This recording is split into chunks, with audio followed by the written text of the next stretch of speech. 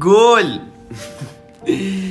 یه هنر میخوام بهت بگم، ببین استفاده کنی در تمام زندگیت. یه هنر رندانه و اون چیزی نیست جز هنر رندانه گرفتن.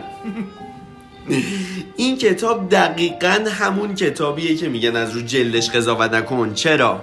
چه دلیل دارم؟ آقای مارک منسون دقیقاً همون اول میاد تکلیفشو با شما روشن میکنه، میگه ببین عزیز دلم، ببین گل، ببین آبجی، ببین برادر، شما نمیتونی در این زندگی همه چیزو بگیری که بالاخره یه چیزایی هست که باید برای شما مهم باشه. شما یه مقدار توجه محدودی داری و این توجه محدود تو باید بذاری رو چیزایی که واقعا مهمه. حالا مدیا با ما چیکار کرده؟ این عصر اینترنتی 20 اومده باعث شده که شما دقیقاً اون چیزایی برات مهم باشه که مهم نیست. مثلا تعداد لایک و فالوور و شیر و کامنت و بابا ولکن آقا، اینه یه سری عدده، به چه کارتو میاد؟ یا تیپ و لباس و آره نه این کفشو باید بپوشم، اینو اگه با اون نپوشم.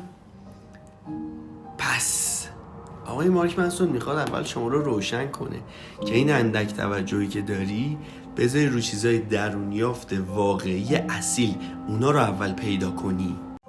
پس حالا اون چیزای درونیافت اصیل ارزشمند واقعی کجاست؟ نه واقعا کجاست؟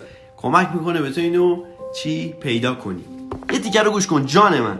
میگه فرهنگ امروز ما به طرز وسواسگونه روی انتظارات مثبت قفلی زده.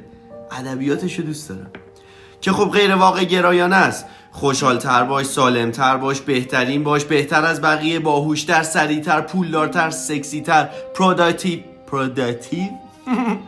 پروداکتیوتر، بیشتر بهش حسودی بشه تر، محبوبتر و عالی‌تر و خارق‌العاده‌تر. این واقعا القاءات اینستاگرام و یوتیوب و این چیزا نیست؟ اگه نیست پس چیه؟ میگه بهترین نحوه استفاده از زمان انرژیتون زمانیه که شما پی یک چیز ارزشمند و مهم و با معنا تو زندگیتون باشین. هنر رندانه به گرفتن رو واقعا یه بار نخونین، چند بار بخونین. حتما لطفاً با ترجمه آقای ارشاد نیکخواه بخونین، چون که گل کاشته. خیلی دوست دارم، خیلی.